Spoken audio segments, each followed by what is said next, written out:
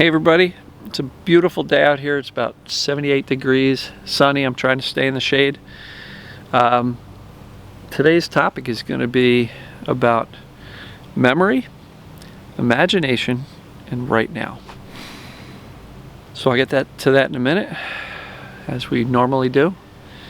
Take a couple of nice deep breaths.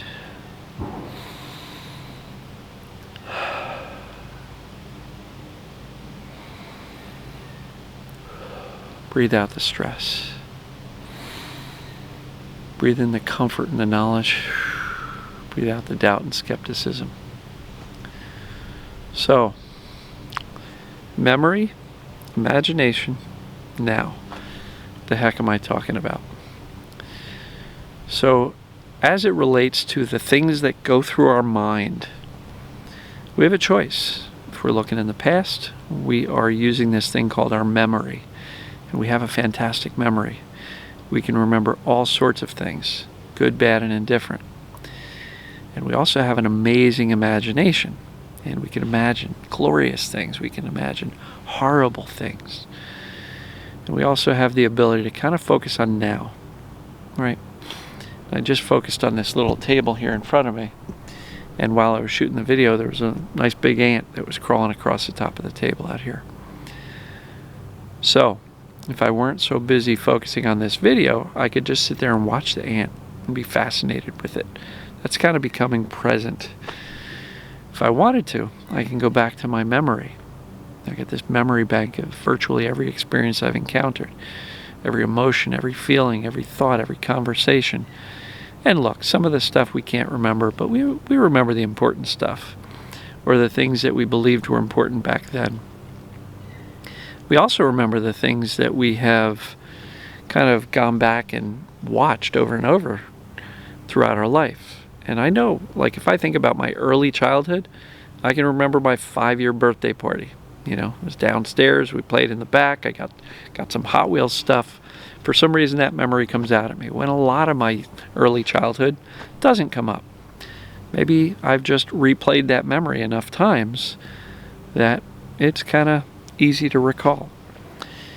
As it relates to some of us with this psychologically induced pain disorder called TMS, the memories which we have recalled most frequently, and therefore are most available and most raw, are some of the bad experiences. You know, we've got this memory that just, if you just said, what are the worst things that happened to you as a kid, many of us could rattle them off. Boom, boom, boom, boom, boom. We can describe them in innate detail.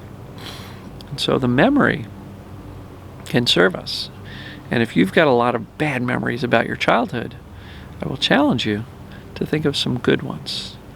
What were some times when you felt truly loved, cared for, joyful, happy, having a blast, right? So the memory is a wonderful thing. But if you're in the habit of remembering some of the bad stuff, how's that helping you today? Imagination, let's talk about that. You know, we've got this amazing imagination. We can virtually imagine anything that we choose to. But for most of us in this TMS world, we are imagining this thing called Dan's messed up future. Dan's life of future pain and agony and suffering and limitations and disability, right? It's amazing. We can see it vividly. But it's nothing more than imagination. And the memory is nothing more than watching an old movie. The imagination is nothing more than watching a movie of Dan's messed up future. Both of them are not real. Both of them are not actual, you know? And I've talked about them going into the movie theater. And so many of us spend our days going into movie theater 1, which is this, you know, Dan's horrible past, or movie theater 12, which is Dan's horrible future. And so there's a choice. We can go into movie theater 6, which is what's going on right now. And yeah, maybe for some of us, many of us, right now is less than ideal, right? Definitely less than ideal. Because why? We've got some symptoms, we've got some pain, we've got some anxiety, we've got some challenges in our life, some things that are not ideal. whether it be a partner, a spouse, a parent, or kids, or job, or life circumstances. Many of us around the world right now, as I'm making of this video, we're dealing with this COVID, the global pandemic. Not ideal. Here in the United States, we've got riots and protests and all sorts of craziness going on.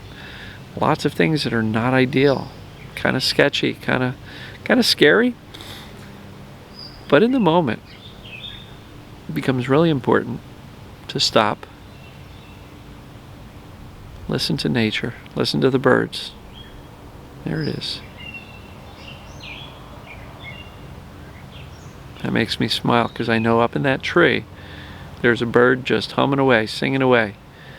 Animals are always living in the present, right? Even an animal that was just chased by a predator, once the predator's gone, stress response stops, goes back to what it was doing. A rabbit will go ahead and look for some grass to eat, or a squirrel will look for that nut to eat, even though 5 minutes ago they might have just been chased by a big hawk swooping down. Animals are able to stay present for the most part. Might be some animals that have memories and can live in anxiety, like a dog that gets anxious when you leave for a while. But for the most part, not the domesticated animals, but like the ones out in the wild, they're always living in the present because they don't have this vivid imagination of all the awful things that can happen to them in the future, and they don't spend their days reviewing the memories and the movies of their past, of the things that almost happened to them or that did happen to them were pretty awful. And then, a lot of times, many of us, raise your hand if this is the case, comment below, that we take our past and we use that and we put a mirror up to our past to get an image of what the future is going to be like. I will tell you that determining that your future is going to suck because your past did, you're selling yourself short. You're setting yourself up for more struggle than is necessary. We have the innate ability to create the future based on what we imagine it to be. And if you're spending any significant amount of time imagining a future of pain and suffering and disability and inability to turn off this pain or these symptoms from TMS and turn them off, you're not doing yourself any favors. So try to get present. Try to remind yourself and teach yourself, I'm safe in the moment.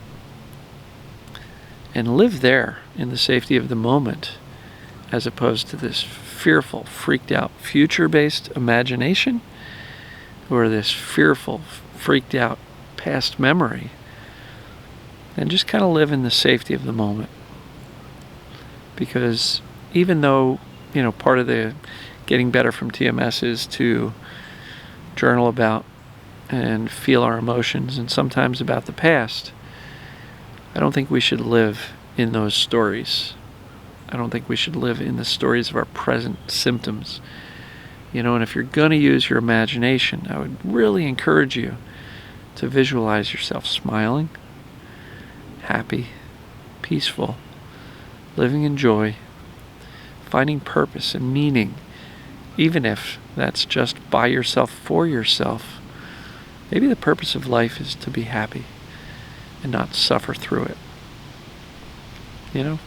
Not everybody needs to change the world. What if your only job is to be happy and enjoy those around you and to create the life you want, and one that you would be perfectly content living? What would be an ideal day for you? It's a great exercise. Write down what your ideal day would be. Do it in detail. What did you have for breakfast? What did you think when you woke up? Did you have some gratitude? Did you go for a walk? Did you read a book a little bit? Did you stretch? Did you do some exercise? Did you smile and talk with your family or your partner or your spouse? Did you call some family members and enjoy yourself? Did you go for a wonderful lunch somewhere and really smile and really enjoy the taste of the food? Like, go through the whole day. What does that ideal day look like? And envision that. And it needs to be sustainable. Not like, oh, my ideal day would be to sit on the couch and eat ice cream all day. Not really sustainable. Might feel good for an hour, and then your stomach would turn on you. So start to envision and use this wonderful imagination to think about the life that you would want. Because I've asked so many people that. I said, you know, shift your focus back to your life. Decide what you want. Make that your focus. And so many people have turned to me and said, Dan, I have no idea what I want. I've been stuck in this pain for so long. I can't even imagine a life without it. Well, maybe it's time to start practicing to remember the good stuff in the past. Visualize the good stuff that's possible in the future. And then use the now, the present, to take steps towards this vision of the future that you can fall in love with and start to see and believe is possible for you. Because if all you're doing is living in the traumas of the past and watching this movie of your screwed up future, how well do you think you're going to be able to get to this beautiful, wonderful life of purpose, meaning, and happiness and joy if all you're doing is envisioning this life of suffering and pain and awfulness? So use your now to take steps towards what you want. I don't know. Let me know if you think this video is helpful. Memory, imagination, now. We have a choice as to what we do with all three of these tools that we have for navigating our life.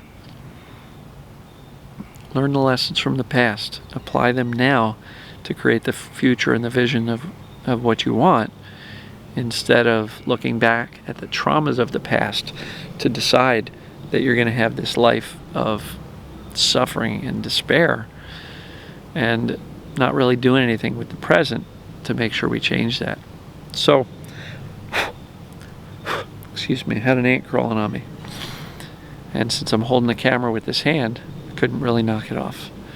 Anyway, love you guys and gals. I will see you in the next video.